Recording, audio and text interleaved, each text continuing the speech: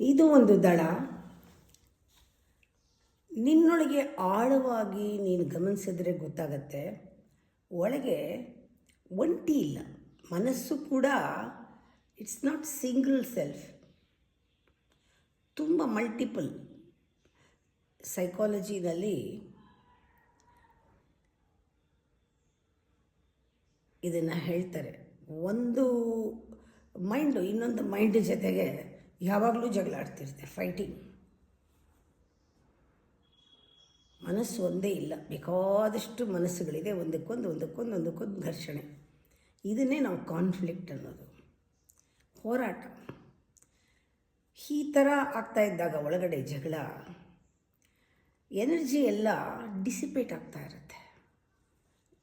ನಮಗೆ ಕಾನ್ಫ್ಲಿಕ್ಟ್ ಇದ್ದಾಗ, ಡೌಟ್ ಇದ್ದಾಗ, ಒಳಗಡೆ ಘರ್ಷಣೆ ಇದ್ದಾಗ ಯು ಫೀಲ್ ವೀಕ್, ಎನರ್ಜಿ ಎಲ್ಲ ಹೋಗ್ತಾ ಇದೆ. ಆ ಜೀವನದಲ್ಲಿ ಆ ರುಚಿ ಕಳೆದೋಗುತ್ತೆ, ಸ್ವಾರಸ್ಯ ಹೊರಟೋಗುತ್ತೆ. ಲೈಫ್ದು ಸ್ವಾರಸ್ಯ ಏನು?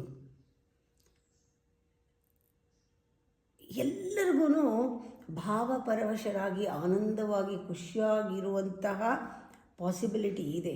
ಯಾಕೆ ಇರೋಕ್ಕಾಗ್ತಾ ಇಲ್ಲ? ಯಾಕೆ ಆನಂದವಾಗಿರೋಕ್ಕಾಗ್ತಾ ಇಲ್ಲ? ಬಿಕಾಸ್ ಎನರ್ಜಿ ಎಲ್ಲ ಡಿಸಿಪೇಟ್ ಆಗ್ತಾ ಇದೆ. ಜಾಯ್ ಇದೆ, ಲವ್ ಇದೆ, ಜಾಯ್ ಇದೆ, ಭಾವನೆಗಳಿದೆ. ವಿಜ್ಞಾನಿ ಎನರ್ಜಿನ ಲೈಟ್ ಅಂದ, ನಾನು ಡಿಲೈಟ್ ಅಂತೀನಿ. Energy is delight, joy. Overflowing delight is overflowing energy. Overflowing energy is overflowing delight. Overflowing delight is ecstatic, ಭಾವಪರವಶನಾಗುವುದು. ಪ್ರತಿಯೊಬ್ಬರಿಗೂ ಅದಿದೆ, ಆದರೆ ಒಳಗಡೆ ಸಾಮರಸ್ಯ ಇಲ್ಲ, ಅಶ್ರುತಿ ಇಲ್ಲ, ತಾಳಬದ್ಧವಾಗಿ ಯಾವುದು ಒಂದಕ್ಕೊಂದು ಹೊಂದ್ಕೊಂಡು ನಡೀತಾ ಇಲ್ಲ. ಅದೇ ಪ್ರಾಬ್ಲಮ್ ಬಂದಿರೋದು.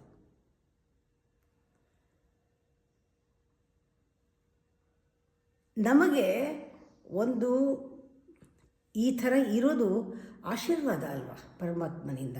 ಆನಂದ ಸ್ವರೂಪಿ ಅವನು, ಅವನ ಸ್ವರೂಪನ ಎಂಜಾಯ್ ಮಾಡೋದು ನಮ್ಗೆ ಆಶೀರ್ವಾದ.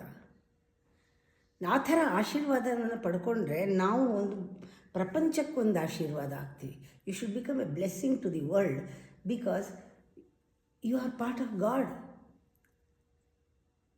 ಎನರ್ಜಿ ನಮ್ಮಲ್ಲಿ ಇದನ್ನು ಹೇಳ್ತಾರೆ ಸೆಲಿಬ್ರೇಷನ್ ಅಂತ ಅಲ್ವಾ. Overflowing energy is celebration.